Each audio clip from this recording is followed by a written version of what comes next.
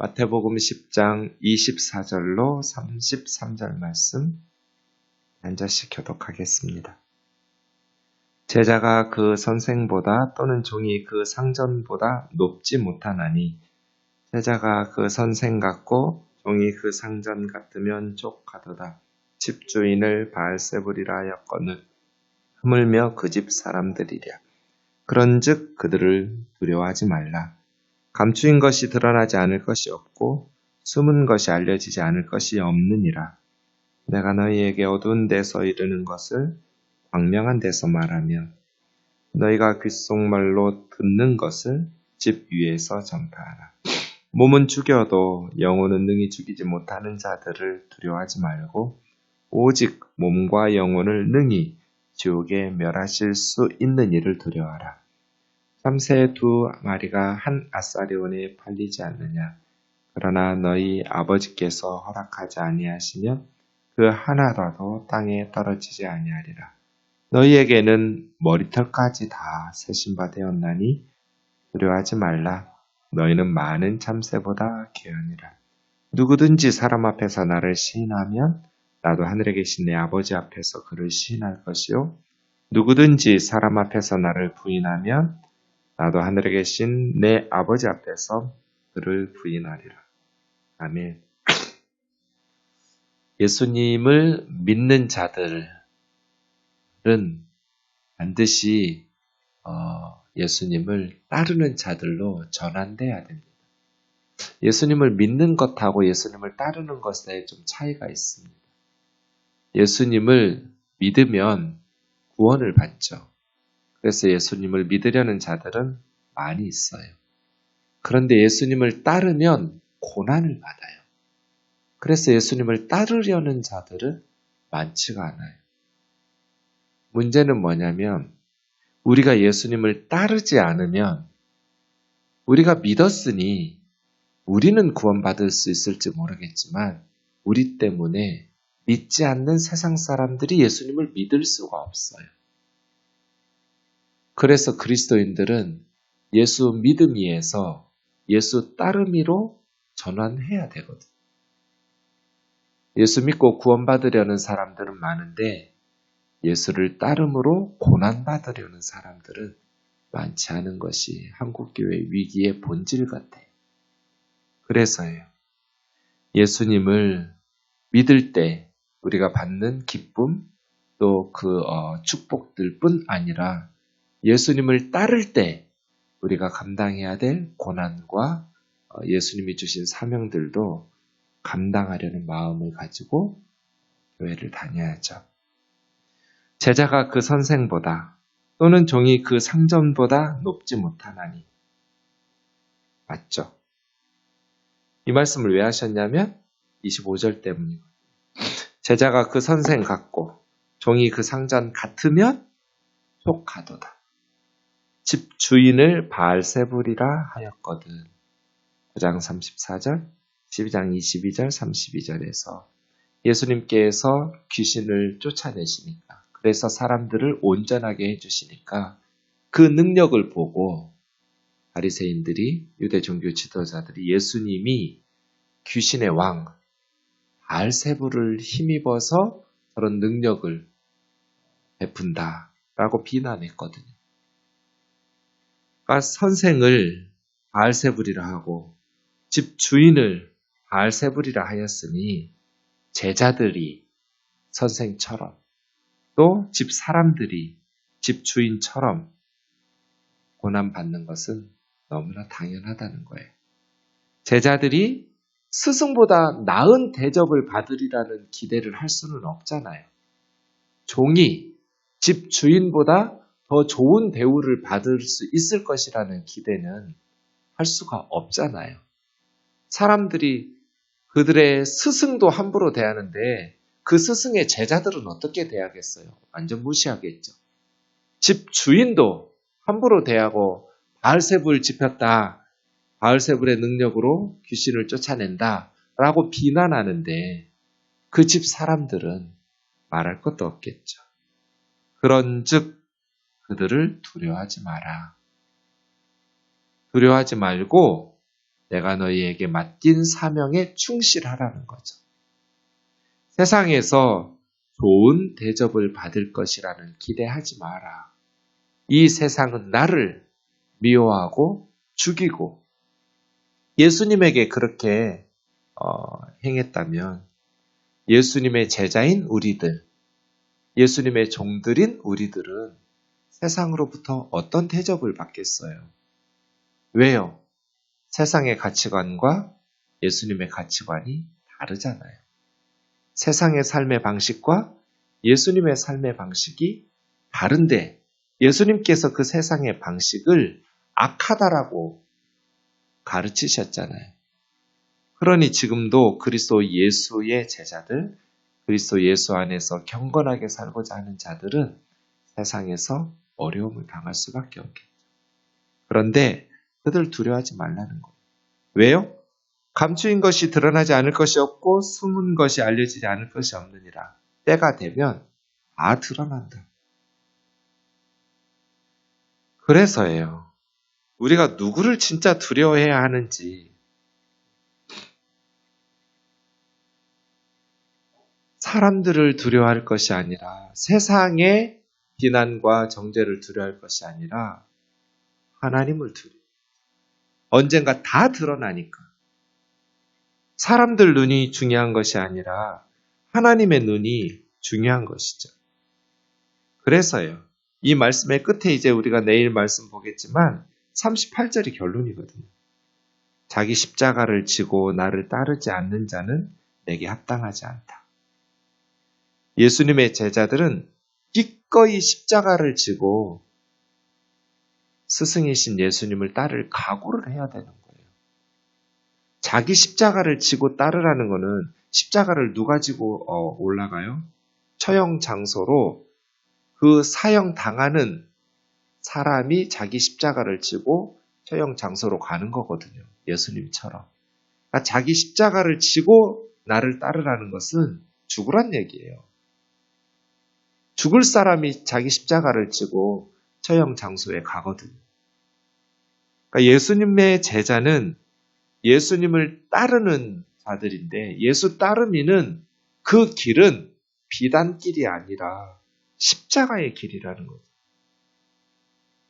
그렇게 자기를 부인하고 자기 십자가를 지려는 각오가 없으면 예수님을 따를 수가 없다. 예수님의 제자가 될 수 없다. 그래서예요.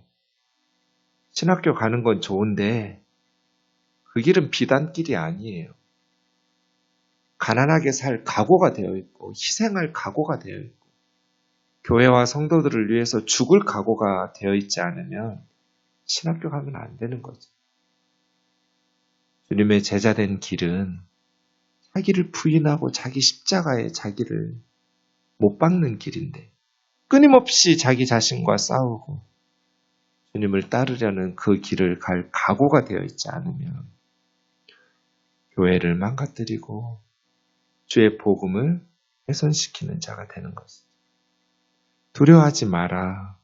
모든 것이 다 드러나고 다 밝혀질 때 세상 사람들의 그 거짓과 그 어리석음이 다 드러날 것이고 너희들이 옳았다라는 것, 비록 세상 사람들에게 미움을 받고 또 많은 어려움과 박해를 당하겠지만 그러나 너희가 옳았다라는 것이 드러날 그날이 반드시 있을 것이다. 22절입니다. 17절입니다. 22절 말씀처럼 끝까지 견디는 자 원을 받을 것입니다. 27절. 내가 너에게 어두운 데서 이르는 것을 예수님께서 제자들에게 어두운 데서 가르쳐 주셨어요. 귓속말로 가르치셨어요. 그것을 제자들은 광명한 데서 말하고 집 위에서 전파하래요. 이게 무슨 말이에요? 예수님은 지상 사역 활동할 동안에는 비유로 말씀하시고 제자들에게 은밀하게 가르치신 게 많아요. 왜 예수님께서 사람들에게는 비유로 말씀하시고 제자들 어두운 데 있을 때 그 비유를 풀어주시고 밝혀주시고 귓속말로 해주시고, 물론 제자들에게 문자적으로 귓속말로 했다는 게 아니에요. 네. 제자들에게만 따로 은밀하게, 그런 의미예요. 세상 사람들에게는 밝히 드러내서 말씀하지 않으시고 제자들끼리 예수님과 따로 있을 때 그게 이제 어두운 데서 귓속말로, 그 말이에요. 가르치신 것을 이제 제자들은 세상 사람들에게 가서 귓속말로 전하는 것이 아니라 밝은 데서 말하고 지붕 위에서 큰 소리로 전파해야 되는 거예요. 예수님의 지상 사역 동안에는 이걸 이제 메시아적 비밀이라고 해요. 예수님이 메시아라는 것, 그것을 제자들에게만 귓속말로 전하듯이 비밀스럽게 가르치셨어요. 왜냐하면 유대인들의 잘못된 메시아관 때문이에요. 예수님이 드러내놓고 내가 메시아다, 내가 하나님의 아들이다 이렇게 하면서 전파하면 사람들이 오해를 해요. 예수님의 말씀을 들으려고 하지 않고 유대인들이 가지고 있었던 메시아는 구원자죠. 그런데 이스라엘의 구원자예요.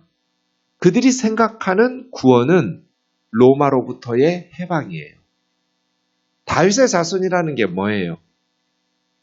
다윗처럼 이스라엘을 세상에서 가장 부러워할 만한 나라로 만들어주는 정치적 메시아예요. 그런데 지금 로마의 압제하에 있으니 메시아를 그들이 기다리는 것, 왜 기다렸겠어요? 로마의 압제로부터 해방시켜주는, 이 지긋지긋한 가난으로부터 해결해주는 경제적 풍요, 정치적 자유, 사회적 평화와 공의의 실현, 이런 메시아 구원을 생각한 거예요. 중요하죠. 그것도 구원의 열매예요. 그러나 그것 자체가 메시아의 사역이 아니에요. 예수님이 메시아로 오셔서 로마로부터의 해방, 경제적인 풍요, 또 사회적인 평화를 가져다 주지 않았어요. 그것이 메시아의 구원이 아니기 때문이에요. 그것은 예수님께서 십자가에 죽으시고 부활하시고 그 메시아의 사역을 통해서 그 제자들이 일궈내 그 구원의 열매들인 것이죠. 중요한 주제들이기는 하지만 예수님은 지상 사역을 하는 동안에 드러내놓고 내가 메시아라고 하면서 메시아의 사역을 할 수가 없었어요. 왜냐하면 이스라엘 사람들이 가지고 있는 메시아에 대한 잘못된 기대 때문이에요. 만약에 예수님이 메시아 사역을 드러내놓고 메시아적 일을 하면 유대인들은 바로 호산나 외쳤을 거예요. 로마로부터의 해방을 추구했을 거예요. 그 구원이죠. 이스라엘 사람들이 생각할 때 메시아가 다녀갔어? 구원자가 다녀갔어? 근데 여전히 로마가 지배해? 여전히 우리는 굶주려? 무슨 구원을 이루었어?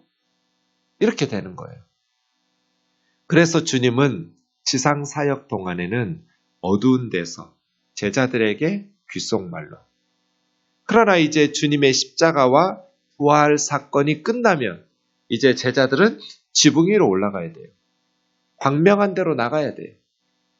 밝히 드러내면서 선포해야죠. 그런 얘기예요. 예수님은 제자들에게는 귓속말로 어두운 데서 가르치실 수 있었어요. 바르게 모든 것을. 그런데 백성들에게는 메시아적 은닉 있었어요. 복음서에 보면. 그래서 나병 환자 고쳐주신 후에도 전하지 마라. 그냥 네 몸이 나은 것을 제사장에게만 보여서 예물 드리고 사회로 복귀하고 가정으로 돌아가고. 그렇게 메시아적 은닉이 나오는 거. 27절 그런 뜻이에요. 지금은요. 이제 우리는 집 위에서 전파해야죠. 광명한 데서 말해야죠. 몸은 죽여도 영혼은 능히 죽이지 못하는 자들을 두려워하지 말고 오직 몸과 영혼을 능히 지우게 멸하실 수 있는 일을 두려워하라. 이게 우리가 두려워해야 될 대상은 박해자들이 아니라 하나님이시죠.